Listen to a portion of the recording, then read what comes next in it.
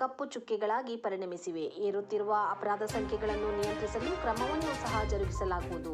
ಈ ಶಾಲೆಯಲ್ಲಿ ಗ್ರಾಮದ ಎಲ್ಲ ಸಮುದಾಯದ ಮಕ್ಕಳು ಶಿಕ್ಷಣ ಪಡೆಯುತ್ತಿದ್ದಾರೆ. ಚಿಕ್ಕ ಮಕ್ಕಳ ಮೇಲೆ ವಿಷಪ್ರಾಶನ ಅತ್ಯಂತ ವಿಕೃತ ಮನಸ್ಸಿನ ವ್ಯಕ್ತಿಗಳ ಕ್ರೂರ ಸ್ವಭಾವವನ್ನು ತೋರಿಸುತ್ತದೆ. ತಪ್ಪಿತಸ್ಥರಿಗೆ ಶಿಕ್ಷೆ ಖಂಡಿತ. ಗ್ರಾಮಸ್ಥರಲ್ಲಿ ಮಾಹಿತಿ ಇದ್ದಲ್ಲಿ ದಯಮಾಡಿ ಆಯೋಗಕ್ಕೆ ತಿಳಿಸಿರೆಂದು ವಿನಂತಿಸಿದರು. ಒಂದು ದೌರ್ಜನ್ಯ ಸಿಗಲಿಕ್ಕೆ ಈ ಥರ ಒಬ್ಬರು ಯಾರೋ ಮಾನಸಿಕವಾಗಿ ವಿಕೃತಿಯನ್ನು ಹೊಂದಿದವರು, ಮಾನಸಿಕ ಸ್ಥಿತಿ ಸರಿ ಇಲ್ಲದಂಥ ಯಾವುದೋ ವ್ಯಕ್ತಿ ಇದನ್ನು ಆ ನೀರಿನಲ್ಲಿ, ಕುಡಿಯುವ ನೀರಿನಲ್ಲಿ ಒಂದು ವಿಷವನ್ನು ಬೆರೆಸುವ ಒಂದು ಪ್ರಯತ್ನ ಮಾಡಿದಾನಂತ ಹೇಳ್ಬೋದು. ಆದ್ದರಿಂದ ಆ ವ್ಯಕ್ತಿ ಯಾವ ಒಂದು ಉದ್ದೇಶ ಇಟ್ಕೊಂಡು ಮಾಡಿದಾನೋ ಅನ್ನೋದು ನಮಗೆ ಈ ಹಂತದಲ್ಲಿ ಗೊತ್ತಾಗೋದಿಲ್ಲ. ಬಟ್ ಅಂಥ ವ್ಯಕ್ತಿಗೆ ಸೂಕ್ತವಾದ ಶಿಕ್ಷೆಯನ್ನು ಕಾನೂನು ಪ್ರಕಾರ ನಾವು ಕೊಡಲೇಬೇಕಾಗ್ತದೆ. ಅಂಥ ಘಟನೆಗಳು ಜರುಗದಂತೆ ಮುಂಜಾಗ್ರತೆಯನ್ನು ಕೈಗೊಳ್ಳಬೇಕು ಅಂತ ನಾನು ಶಿಕ್ಷಣ ಅಧಿಕಾರಿಗಳಿಗೆ ಹಾಗೂ ತಾಲೂಕು ಮಟ್ಟದ ಎಲ್ಲ ಅಧಿಕಾರಿಗಳಿಗೆ ಏನೆಲ್ಲ ಸೂಕ್ತ ಕ್ರಮಗಳನ್ನು ನಾವು ಕೈಗೊಳ್ಳಬಹುದು ಅನ್ನೋ ಬಗ್ಗೆ ನಾನು ಈಗಾಗಲೇ ಸೌದತ್ತಿ ಐಬಿಯಲ್ಲಿ ಆದ ಮೀಟಿಂಗ್ನಲ್ಲಿ ಸೂಕ್ತ ನಿರ್ದೇಶನಗಳನ್ನು, ಸಲಹೆಗಳನ್ನು ನಾನು ನೀಡಿದ್ದೇನೆ. ಅವುಗಳನ್ನ ಅವರು ಸರಿಯಾದ ರೀತಿಯಲ್ಲಿ ಪಾಲನೆ ಮಾಡ್ತಾರೆ.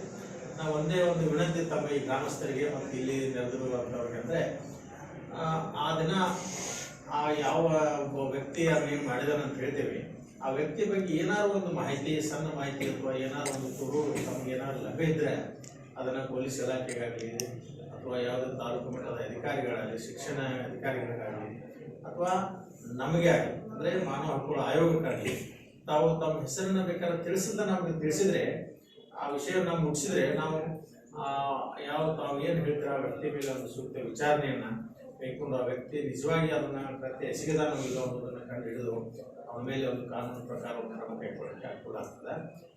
ಇದು ಸ್ಕೂಲು ನೋಡಿದ್ರೆ ಇಲ್ಲಿ ಸುತ್ತಮುತ್ತ ಸುಮಾರು ಮನೆಗಳಿದ್ದಾವೆ. ಆದರೆ ಬೆಳಗ್ಗೆ 8ರಿಂದ 10 ಗಂಟೆ ಅವಧಿ ಒಳಗಾಗಿದೆ ಅಂತ ಈಗ ನಮ್ಮಲ್ಲಿ ವರದಿ ಇದೆ.